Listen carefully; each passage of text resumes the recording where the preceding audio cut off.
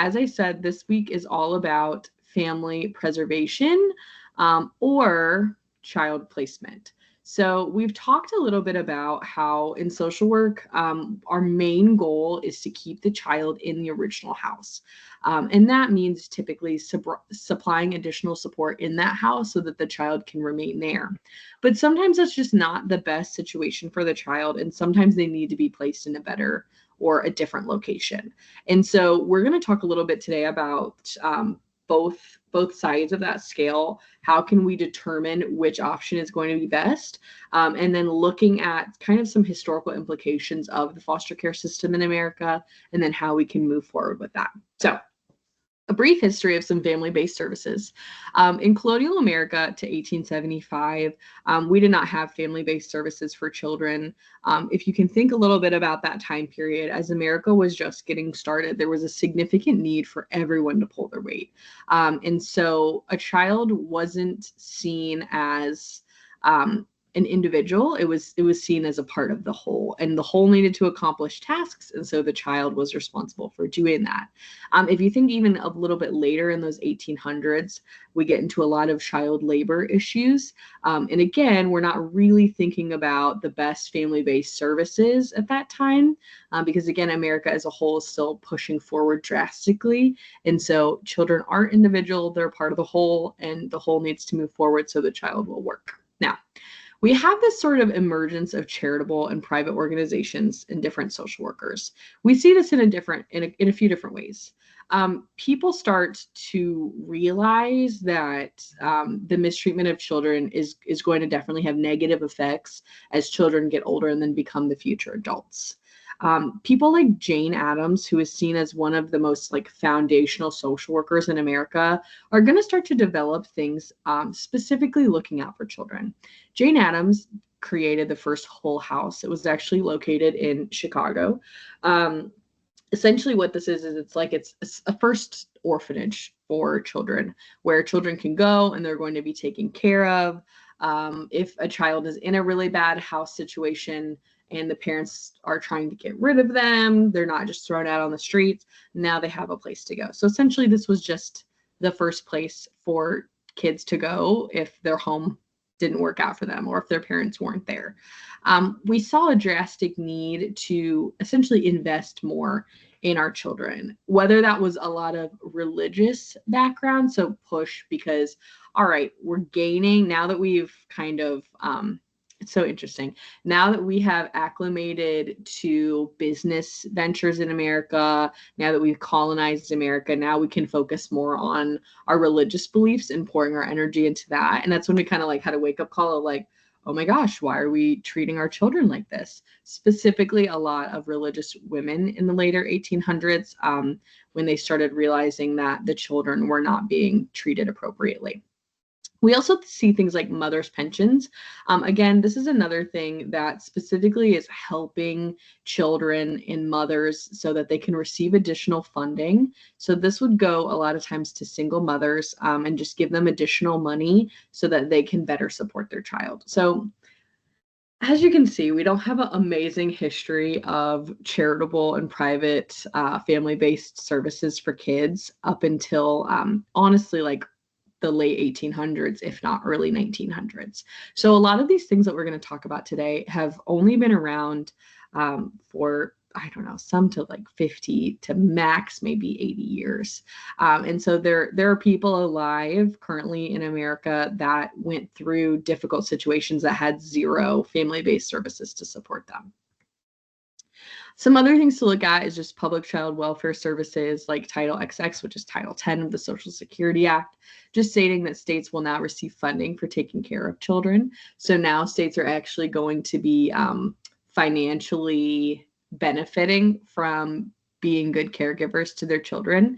And then also the emerging concept of permanency planning. So this is kind of that idea of if a child has to move somewhere, or if a family has to move, or if a family is struggling, we don't want to just put a Band-Aid on it. We want to think about what's going to be the best permanent solution.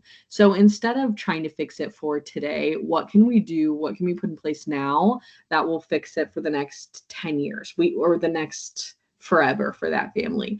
We're trying to think of more permanent options and more permanent organizations, supports that we can put in place, specifically preventative. And so then that way we don't have to constantly be dealing with new issues. So, children in care, the adoption and foster care analysis and reporting system. So it's very interesting, and again, especially as time has passed, this has gotten significantly better. But a lot of times in past, especially historically in America, a lot of times children lived with grandparents and other family members and things like that. And maybe it was because their original home situation wasn't great, but that would not have been reported to adoption and foster care systems. So more recently, especially when things like social services and a social worker has to get involved, that's when the data becomes a little bit more accurate about what child is staying where and then what different resources we're providing. Again, think about it. The state's going to be receiving more funding if they can demonstrate that they're providing more care to people in need. And so we want our adoption and our foster care analysis and reporting system to have the most up-to-date and the most comprehensive information on kids. Again, we obviously, like, if a child is in the foster care system, we want to know why, we want to know how long, and we want to know if they're not going to be preserving the original family unit, when can this child move on to the adoption system. The median age for a child to enter care is about around 7 years old. And then when possible, agencies set a goal of returning the child to the family. That should definitely be a big thing that I've already talked about in previous lectures, and I'll continue to. It's just that preserving the original family. I mean, as people, like, we want to give people the benefit of the doubt, and everyone makes mistakes. And if a parent is failing their child, it doesn't mean that they're always going to fail their child. And if we can step in and provide the services they need to be successful and keep that family together, that is going to provide significantly less trauma than pulling that child out of that situation, moving from place to place, that loss of identity. There's so many additional things that can come up. So some types of different family-based services. So we have the family preservation services, and this can be like counseling in the house. This can be different types of rehab programs if a family member is struggling with drugs or alcohol. This can be mental health services. This is essentially when we're working with the parents to try to reunite or try to get them back to the level in which child protective services would allow the child to come back into that environment or stay in that environment. Some different theories that can support these services. So social learning theory, ecological learning theory, and attachment theory. So starting with social learning theory, this is a lot about how you're talking, your relationships with people, and the way that you learn just on your, like, who you're talking to, what you're hearing, the social aspect of humanity. Again, if you are in a certain family, you have learned a lot. You've learned, even just by sitting there as a child, you're learning your family culture, you're understanding your beliefs, things like that. Same thing here goes with attachment theory, because based on your parents and how they treat you, that is essentially going to be a huge factor on how you form relationships the rest of your life. And so again, if we can continue to teach parents better strategies and better ways, we're essentially only going to be rewiring and fixing maybe any negative occurrence that's happened because of these theories. Finally, that ecological theory, I have a picture, a diagram over here on the right. This is this idea of you are the individual, so you are in the middle. Your microsystem are the things that you interact with really frequently. Work, friends, family, neighbors, and school. So it's going to have the greatest influence on you. Then you have your mesosystem, your exosystem, which is things like local government, parents, friends, extended family, mass media. Then your macro system, which is an economic system, social norms, political systems, culture, and then the chronosystem, which is just the effective time. So it's kind of all about how your environment affects who you are, and then also what you're learning and what you're taking in. So kind of combining all of these things just to talk about, again, the importance of where you live, who you grow up with, who your family is, the things that they believe, the way that they treat people. It's extremely important. And so again, if we can keep that child in that family and provide the services to better that family, whatever that may be, we're going to continue allowing that child a significant amount of stability. So a couple more things about some family-based services. So there are family support services. There's lots of different individual models of family support, and that can differ widely just depending on the situation. Some of these different service provisions in family preservation could be home builder programs. So this is in-home services to prevent foster care. So if a parent is struggling, let's say, like consistently struggling to, like, a younger child bring their child to school on time, and then CPS is called or there's a court mandate, and now a social worker is going to come in and start to work on how can we build routine, how can we ensure that we're meeting the basic needs of your child so that your child doesn't end up in foster care. Love these type of services because, again, this is preventative. This isn't let's put a band-aid on it and call it a solution for now. Let's figure out what the root of the problem is prior to it escalating to a point where the child is taken out of the home. And let's find a way that essentially we can ensure that they can stay there and that both the parent and the child can have a beneficial relationship. Additional educational services and clinical services. So this can be different parent classes. This could be different medical, rehab, whatever the parents need so that they can be good parents and keep the child in the home.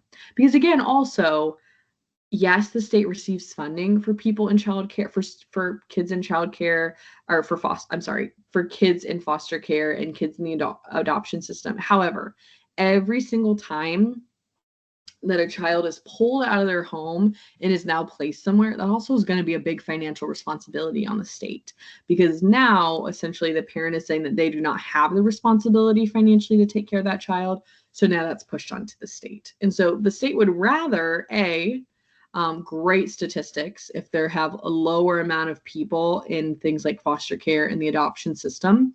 B, that's going to be less of a financial strain on state government.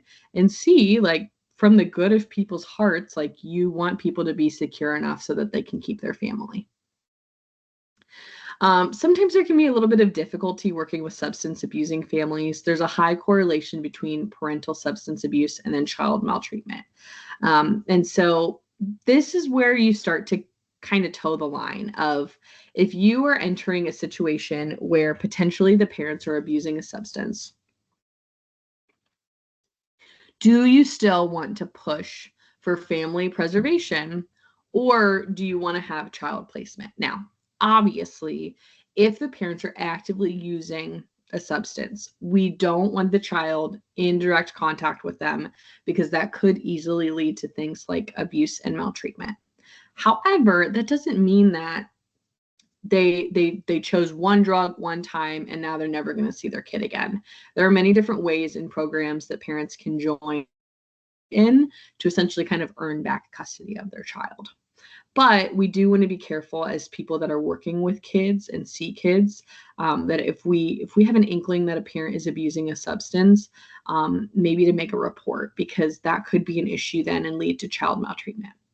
So when we look at kinship care, this is essentially when the child is taken out of the original family unit and maybe placed with someone in a different level of their family. So for example, they could move in with grandparents, aunts and uncles, things like that. Now, there's a little bit of an argument here on whether this is still considered family preservation or if it's considered child placement.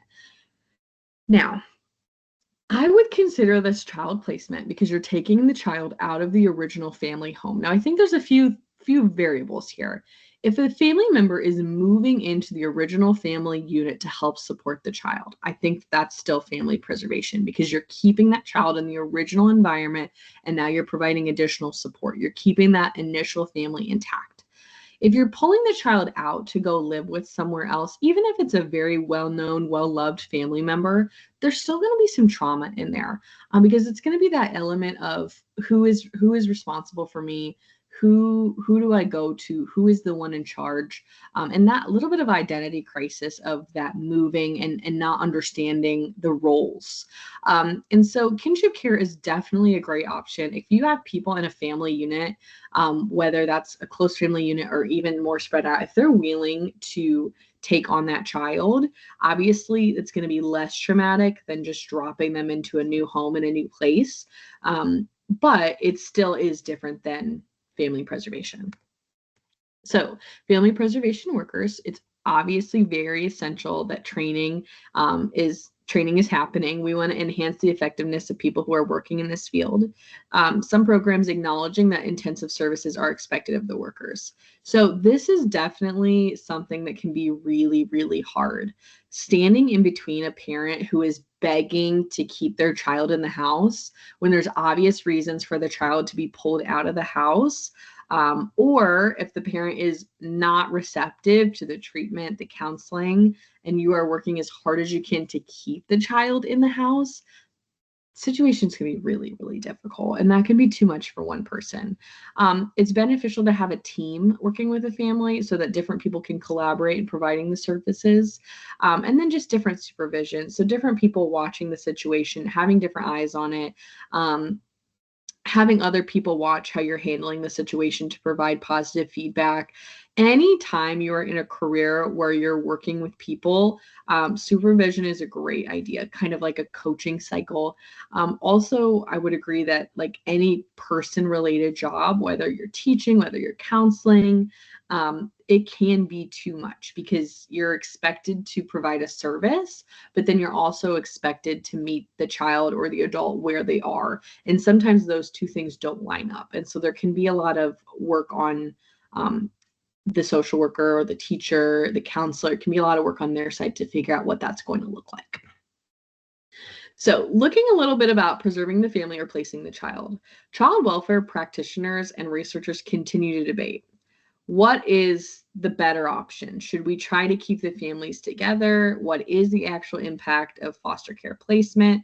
And even thinking about things like a crisis nursery. So this is when a child is temporarily pulled out of their home. It's temporary custody, and holding the child just when the family is going through difficult situations. No matter what you kind of have to understand as the baseline is that the child is going to be experiencing trauma. If CPS and a social worker or a welfare worker is involved in a family situation, there is some type of trauma occurring. And so now it's up to you to figure out what is going to be the least harmful option. What is going to provide the child the least amount of trauma? Pulling them out because the situation just is not going to be fixable in the time period, the time frame, there needs to be additional services applied, or maybe the parents don't have interest in fixing the situation. And then now that child is experiencing the trauma of leaving their home, going to new places where who knows what's going to happen, versus leaving the child in there, maybe suffering through some traumatic events so that the family could stay together and then eventually get better. So it's a lot of individual, very specialized debate, child by child based, case by case based, understanding the family, the situation, and really trying to be specific on what you think, what your collaborators think, what you think specifically that child needs. We do have something called the Adoption and Safe Families Act. I'm just going to go ahead and read through this. So it says foster care in the United States was modeled after animal rescue societies in the mid-19th century, and urban areas evolved into a system of boarding homes or boarding out with sponsors. A natural measurement of gauging the effect of the ASFA is the size of the foster care population. By setting the timelines for reunification and termination of parental rights, policymakers hoped to more quickly move more children and youth out of the foster care system and into permanent placements. So there has to be this idea of if a child is in the foster care system, we don't want them just consistently moving around house to house. We don't want them to always have this hope of maybe the family situation will fix itself. Really, the best possible plan of action is to find some type of permanency for the child, whether that is fixing the home situation or adopting out. That is why essentially the government created those reunification timelines and termination timelines so that a child just isn't left hanging for 18 years. They're right before their 18th birthday. Will my parents ever get it together? Will I ever go home? Like no child should have to think through that. No child should always constantly have to be wondering, hoping, and thinking, man, maybe today's the day that I'm going to go home. We want to have a permanent plan in place for children. I included that first little like blurb essentially about the foster care system being modeled after animal rescue societies. It's so crazy to me that so much of a child welfare system in America is based off of how we treated animals, of understanding, oh my gosh, well, we shouldn't just have animals roaming around. Animals should have a safe place. We bring animals in and then we find different places to watch the animals until they can have a permanent home. It's wild to me that so many of our like very legal child-based policies are based off of animals in our early American history. So again, best interest determination, you're just thinking about case by case, child by child, being really specific about what that situation needs. Having some concurrent planning, which is just multiple options. So maybe if you are planning family preservation, what will it look like if that doesn't happen? Or what are some multiple steps you can take so that that is a positive interference? Ecological model is just considering the impact of different environments. So again, every time that child moves, there will be trauma. Even if they're moving to the best place ever, there will be trauma. They've experienced trauma and they can be triggered. Trauma-informed model of care. So essentially, like in 2025, you should just expect that every person that you're interacting with has experienced trauma. And setting boundaries, having that routine, expressing yourself in a way that's clear, that you're not sarcastic, you're just being feelings, allowing people to have the space to feel the way they do. These are just ways that we can be informed and care for people in the best way possible.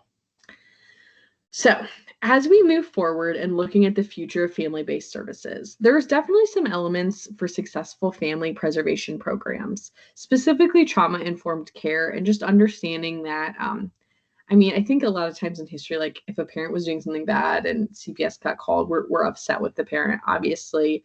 But then there's a lot of blame and a lot of shame instead of focusing on what can we do better and how can we help you to do that. And also understanding that there's a good chance that that cycle of trauma has occurred and that the adult has experienced some type of trauma as well. Also, an attention to cultural diversity. Every group is different. Every group has different needs, and being attentive to that.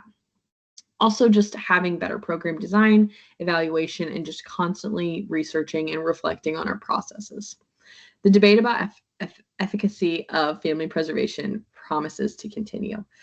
So this is something that will just, it always will be a debate on if the child should stay or if the child should go. It's really interesting. I'll be a little interested just to kind of hear your thoughts on this as we kind of move forward through this course. But that is, it's just a very interesting debate, and obviously every child and every case is individualized. But that is our lecture for today. So I'll go ahead and I'll stop sharing. Definitely like coming off of some previous really heavy lectures, that lecture is kind of a nice breath of air of just a lot of laws and policies and content that makes like I would say makes a lot of sense to someone that's not super heavy in a social work specific field. So hopefully you feel like you learned a lot from that. If you have any questions, as always, please feel free to let me know. Again, my goal is by the end of next weekend to have the research papers that were submitted last week graded and put in to Canvas. I have the rubric for your upcoming film and book reflections also posted in the module. And then in just a little bit here, I'll have the lecture quiz posted. And then remember, your only assignments this week are the lecture quiz and the Bruce Perry reflection, and those will both be due on Friday. And then we won't have a lecture for the next 2 weeks due to the midterm and then your private viewing of the film. Okay. Please let me know. I will continue to make announcements and post information on the modules just so that we're all on the same page. But I hope that you guys have a great week, and please reach out if you need anything. Let's see.